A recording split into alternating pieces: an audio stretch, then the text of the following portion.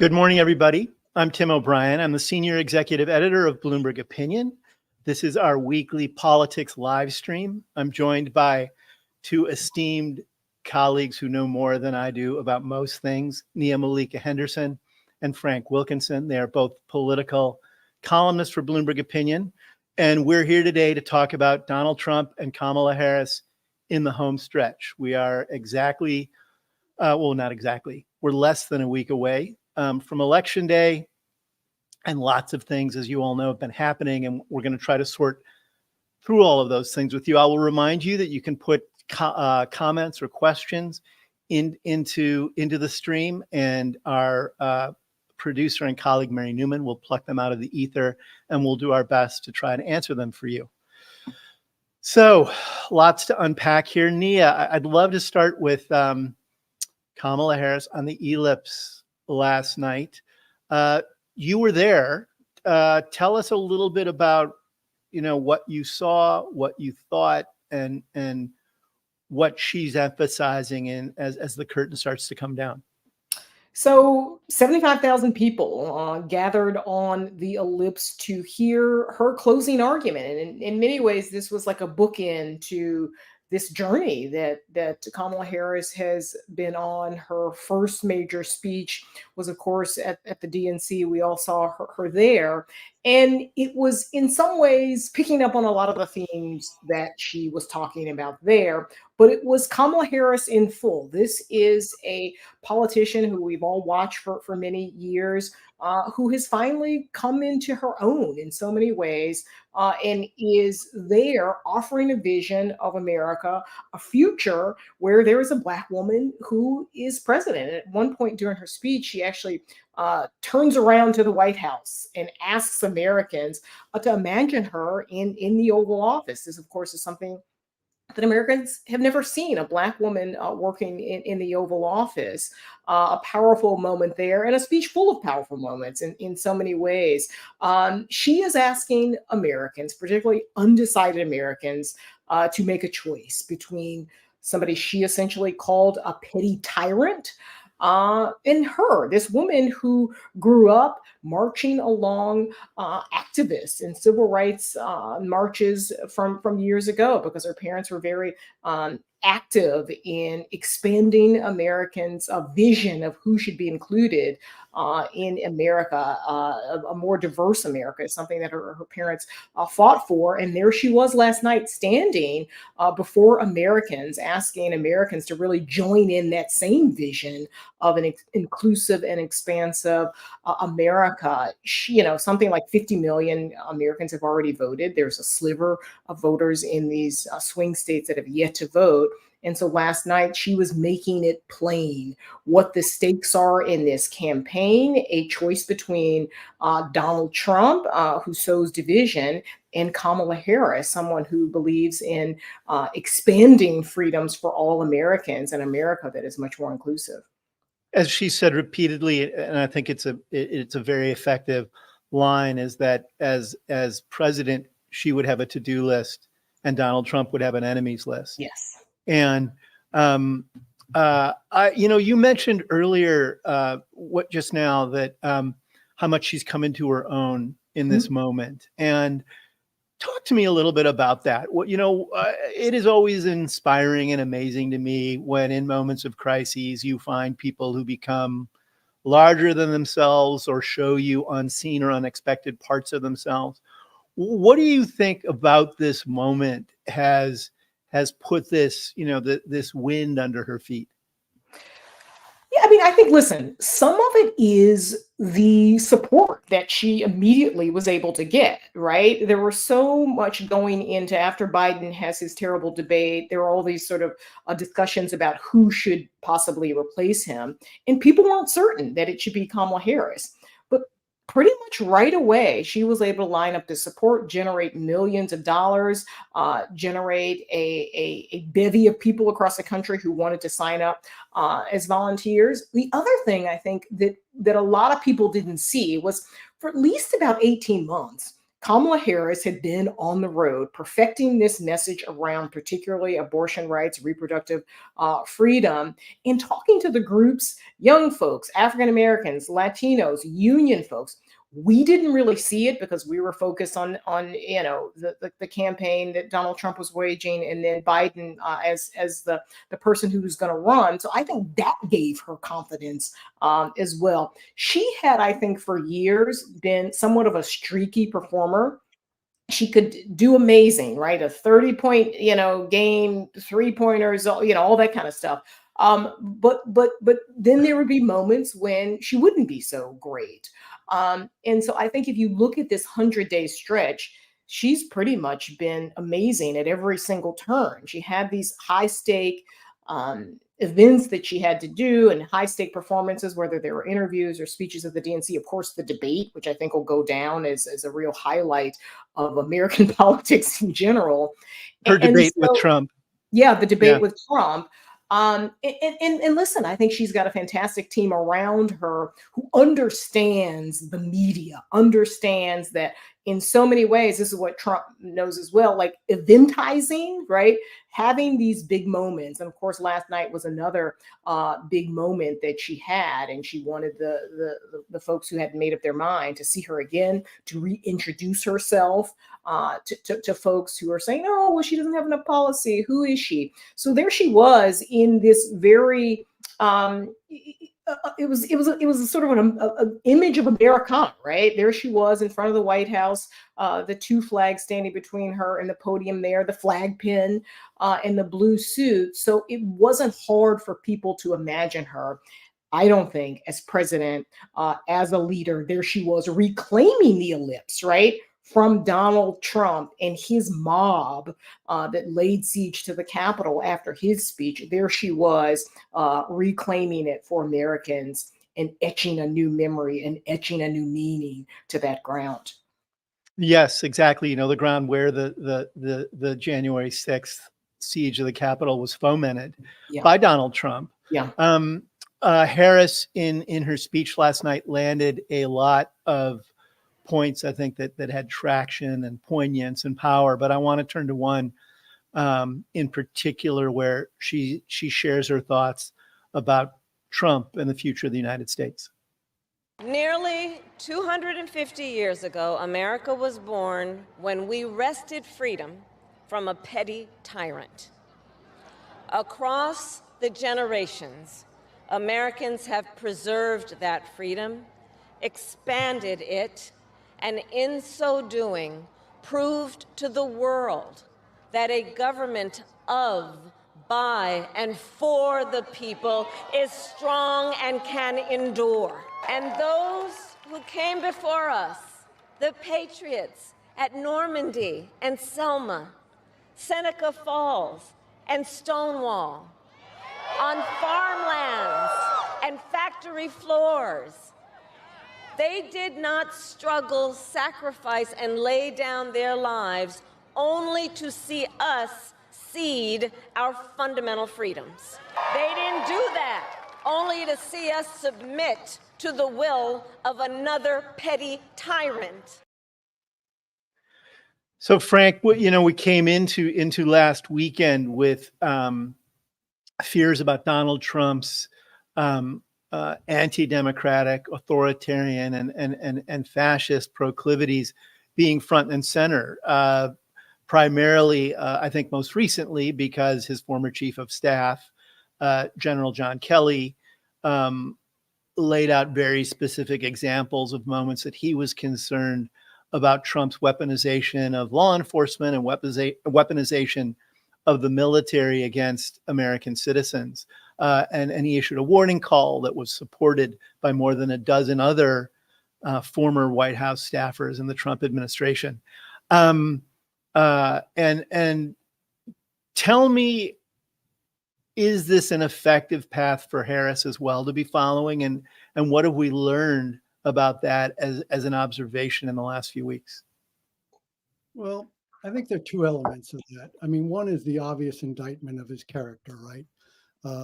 And I don't see how anyone could run against Donald Trump and not indict his character. I mean, that's the the fundamental flaw here, is that this is a demagogue. If he's not a pathological liar, he's certainly a habitual one.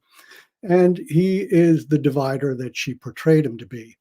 The other piece of that, though, that I think is very important, she talks about government of, by, and for the people. Those people are different now than they were 250 years ago. And what Harris is offering is the birth of this multiracial, pluralistic democracy that we've had hanging out there in front of us for a number of decades, but haven't quite been able to grasp. Trump is promising to strangle that in the cradle. And that is a very serious, arguably the main crux of this campaign. It's not just that he's a wannabe tyrant or a petty dictator, and she's a Democratic, Republican leader who will function within the rule of law and the Constitution. It's that she is giving birth to a country that is totally different than the one that Donald Trump wants to lead, and so that he will stifle that emergence before it can rise. And I think that's a really critical component. Although, you watched Trump at Madison Square Garden this week, and I'm sure a lot of those themes arose throughout that night. Yeah, you didn't have to actually dig very hard to find evidence of all this. Trump gave it to us himself. Let's watch a clip about him warning about the perils he thinks that face America the Beautiful. A massive, vicious, crooked, radical left machine that runs today's Democrat Party. They're just vessels. In fact, they're perfect vessels because they'll never give them a hard time. They'll do whatever they want. I know many of them. It's just this amorphous group of people. But they're smart and they're vicious. And we have to defeat them. And when I say the enemy from within, the other side goes crazy, becomes a sound. Oh, how can he say? No, they've done very bad things to this country. They are indeed the enemy from within. And Trump has spent a lot of time over the last couple of weeks saying, I am not a Nazi. I am not Adolf Hitler. And then he gives speeches in which he adopts language from authoritarian regimes. I don't think people should be surprised by what Donald Trump might do should he be reelected, because he's telling us about it right now. And I think that Harris has landed alongside his critics in terms of emphasizing Trump as an authoritarian and Trump as essentially an anti-American force who is dangerous. And unlike, I think, we have had people like Trump cross the American landscape plenty of times in the past, but he has brought together a lot of strands of media influence, political influence, business influence, and social influence to really present, I think, a unique danger. I think one of the other things that was interesting to me about the Madison Square Garden rally is that we came into it with this idea of a concern about Trump as a fascist. ABC had done a poll last Friday in which more than half of the country's voters believed that he's a fascist. Also, disturbingly, 8% of those said they'd still vote for him anyway, which we should take that to heart as well. But one of the things that came out of the Madison Square Garden rally, in addition to concerns about authoritarianism, was raw racism. And the rally, should have been traditionally a closing statement about the kind of plain vanilla things Republicans emphasize that have traction with their voters, like lower taxes, deregulation, smaller government, strong foreign policy, and so on and so on. But instead, you had this sort of frat boy bigotry fest in which a parade of different speakers used the event to sow bile and hatred and division. I want to look at one of those clips right now. That moment, it's going to be pretty tough for them 10 days from now to look in the eye to America with a straight face. It's going to be pretty hard to look at us and say, you know what, Kamala Harris, She got 85 million votes because she's just so impressive. As the first Samoan, Malaysian, low IQ, former California prosecutor ever to be elected president, it was just a groundswell of popular support. Low IQ. It's always fun to watch someone with a low IQ accuse someone else of having a low IQ. Shock jock Tucker Carlson, I think, knows that Kamala Harris is of Indian and Jamaican descent and is firmly an American. But Nia, he chose to, I think, engage in some old-fashioned plantation bigotry here in order to smear her for the crowd at the Garden, but anyone watching these clips. And I am amazed, but shouldn't again be surprised by how easy Donald Trump has made it for people to wear bigotry on their sleeves. And I'm wondering what you thought of some of this rhetoric and hatred and bile as you saw it being sown. This broke through for me, and I think a lot of my peers, in a way that other instances of Trump bigotry, other instances of sort of MAGA world bigotry hadn't broken through. And I'm still not really sure why. I don't know if maybe it was the Garden setting. Maybe it was because it's, essentially a week out from an election. It was Trumpism distilled, and it was so disturbing. I mean, what he said about Puerto Ricans. One of my best friends he is my best friend, is Puerto Rican, and he was texting me. It was basically just vulgarities, because it was just so disturbing. I live in a Puerto Rican neighborhood, Latino neighborhood. And it was, when I went outside, I kind of felt shame. I felt like this is the America that we live in. This is the America that could elect Donald Trump. And of course, he hasn't really said much about it. I think people were wondering what he was going to say about it. He hasn't really said much about it. In some ways, it shouldn't be surprising, because this has been Trumpism. This is a feature, not a bug of Trumpism. This is partly what attracts his followers to him. It's not they like him because he's going to lower the price of their groceries. It is precisely because of this division and this racialized division and this racial hierarchy that he seems to believe in, where Black and brown folks are on the bottom and white people are on the top and should remain there, right? I mean, that is what he is promising when he says make America great again. It is to take America back to the 1950s, where there was a social strata and a caste system. Or even the 1850s. The 1850s, right, exactly. So, yeah, and listen, I also think it was surprising because that could have been a decent event for Donald Trump, right? He goes to a blue state and has, a crowd of 20,000 folks. It could have just been a garden variety speech, because he had some momentum, at least, if you listen to the cable news anchors, they suggest that he's, Kamala has stalled and he's got the momentum. So for him to then have that event, which changed the narrative and the story, and again, affirmed some of the deepest fears that people have about Donald Trump, it was terrible and very striking and shocking, even given what we know about Trump in Trumpism.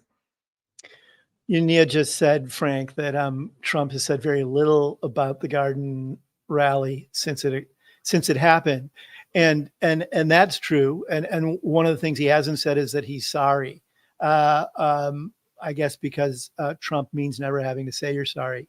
But not only has he not apologized for some of the things that have said that were said there. I watched him give a press conference from Mar-a-Lago yesterday in the morning, and then I watched him hold another rally in Allentown, Pennsylvania last night. And he's actually trying to rewrite history now. He's describing the Madison Square Garden rally as a quote unquote love fest, or a fabulous, I think he's called it a fabulous love festival as well. Was, right.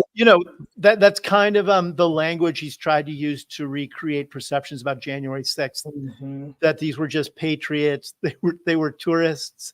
out to just see what the Capitol looked like, and they just happened to break a million windows, defecate on the walls, and threaten the people working inside the Capitol while they were being tourists.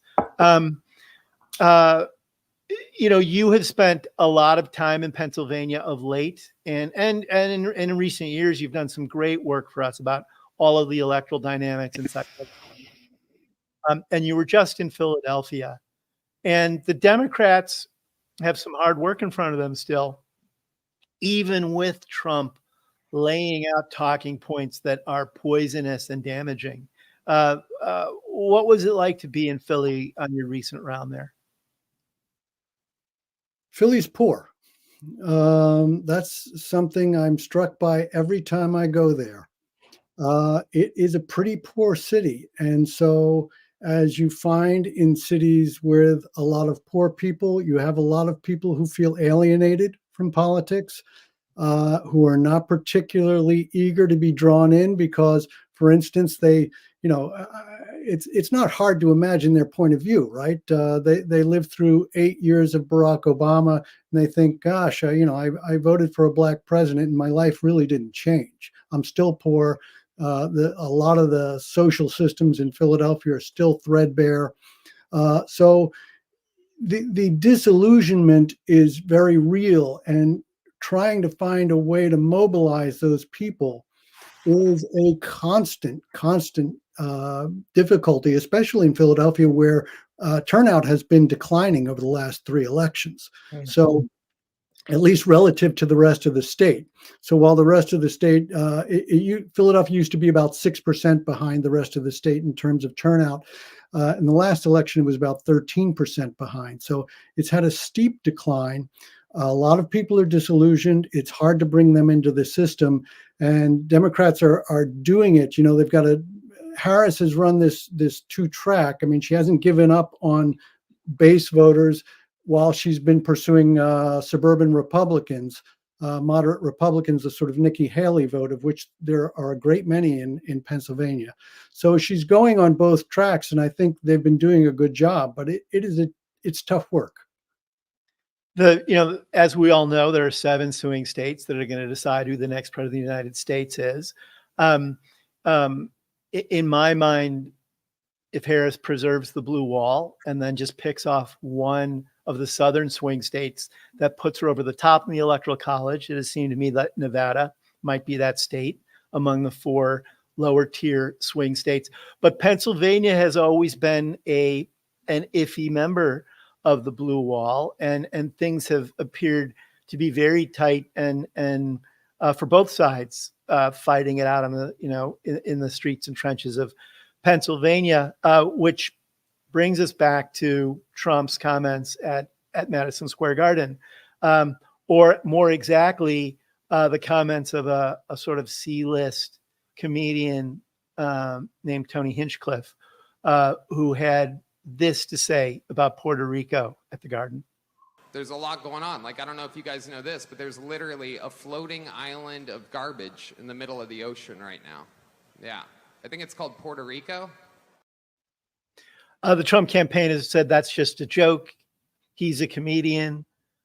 People just need to loosen up and accept that kind of stuff at face value. The problem with all of that is if they didn't know he was going to say that, then they didn't do a very good job of choreographing their own rally. And if they did know and they let him say it anyway, that's also grotesque. Nonetheless, what's happened is that probably among everything that came out in the Garden on Sunday, Hinchcliffe's slagging of an entire territory and an island of inhabitants is made racism and bigotry a billboard issue now in this home stretch towards next Tuesday, and in Pennsylvania, Nia, it's of great interest because there's nearly 500,000 Puerto Rican voters in Pennsylvania. Trump spoke last night in Allentown, which has a large Puerto Rican population. There's a larger Latino community in Pennsylvania. Joe Biden beat Donald Trump by around 88,000 votes, I think, in in 2020, and the count of those votes continued for a few days after the after Election Day, which left everyone on the edge of their seats at the time. For this now to become a factor in where things might roll out in Pennsylvania is pretty compelling, and it certainly isn't what the Trump campaign would have wanted going into this last week, Nia. And I'm wondering how you think this lands and how we should think about it. Listen, I mean, it obviously lands quite poorly. And again, I mean, it broke through, right? As it was happening, Bad Bunny came out, this mega superstar, Puerto Rican superstar. I'm sure you guys are bumping his records all the time. And Jennifer Lopez is going to be out campaigning with Kamala Harris. AOC was out the next day. Puerto Ricans are a vibrant part of Philadelphia and Pennsylvania. And again, these folks may not have been paying attention. Maybe they were planning to vote. Maybe they were going to stay home. But all of a sudden, you have this story coming out of Trump world that is incredibly disparaging to Puerto Ricans specifically. And then he had other comments to say about Latinos more generally, Latino men, right? Who are a group that Kamala Harris isn't doing as well among that group of folks as Joe Biden did. She needs those voters to show up. So it was, I think in a tweet, Tim, you called it the October surprise. And in some ways, it really was a real error down the stretch around this group that, again, Kamala Harris has had some issues with. And so now you have this terrible racist talking point. And her campaign immediately made an ad about it, because you can tie what was said at this campaign event to Trump's own actions or inaction as it relates to Puerto Rico when he was president. So it's a perfect conversation starter among those Puerto Rican voters who may have been disengaged, and now all of a sudden their ears have perked up, and they have a very terrible and disparaging comment to contemplate as they figure out who they want to vote for. Frank, I'm going to try to recover from Nia suggesting that you and I aren't at home teeing up Bad Bunny on the speakers and just stay focused on politics. I was insulted also. One of our members joining the live stream today, Liz Cannon on TikTok, asked this, Frank, that I wanted you to think about. She says, the racism is why Trump supporters love him. How do we overcome that as a country? Answer that, Frank. That's a small issue for you to solve for all of us. 100-year-old question. Right. Yeah. I'm not sure I'm equipped to do that, but I think it does go back a little bit. Look, we had a big chance after 1865, right? To sort of put institutional racism on a back burner, at least. We didn't do that. We allowed it to come firing back. The federal government retreated from places where they were needed, and Black voters disappeared because they were intimidated and under threat of violence. In 1965, we had the same opportunity again. We finally got the Voting Rights Act, the Civil Rights Act the year before. This is a long struggle. And Kamala Harris referenced that in her speech last night. It is a long struggle, and we've made a lot of progress, but I don't think there's any way to accommodate it. You really have to defeat it. And if this election is about anything, it is about whether we are going to at least defeat that for the time being, and allow a multiracial, pluralistic, democratic society to really begin to thrive in this country. America is an experiment and an idea as much as anything else, and that's coming up for a referendum next Tuesday. And I think one of the reasons is certainly the most consequential election in my lifetime, and I think certainly one of the most consequential elections in U.S. history, if not the most consequential, is because everything you just cited, Frank, and everything that you're concerned about, Nia, is on the line here. Democracy, tolerance, equity, and who and what we are as a very broad and diverse community. Are you optimistic going into next Tuesday, Nia? I am. I'm optimistic. I've always been optimistic about this country, knowing where it's come from, and listen, knowing about the folks. And Kamala Harris shouted them out: Seneca Falls, Selma, Stonewall. Those are the patriots in this country who, for years, have been pushing it forward. You know, I always say I'm a lesbian. I'm a Black lesbian. When I was in college, I was closeted, and here I am now, living with my wife and my wonderful 4-year-old daughter. And so I've seen the progress this country has made just in my lifetime. And I'm optimistic that journey will continue. Will there be fits and starts and backlash? Certainly. But ultimately, I think we'll continue to move in the right direction. I want to end our get together this morning on that happy note. And so we can also go off and crank some Bad Bunny on my AirPods. That's right. Nia-Malika Henderson and Frank Wilkinson, thank you as always for being such stalwarts and having such wisdom and insight when we get together to have these conversations. The next time we'll be doing this is after Election Day. So we'll get to have a referendum of sorts on the conversation we had today.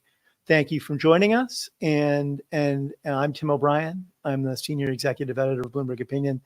And this has been our Tuesday Politics live stream. Thank you all.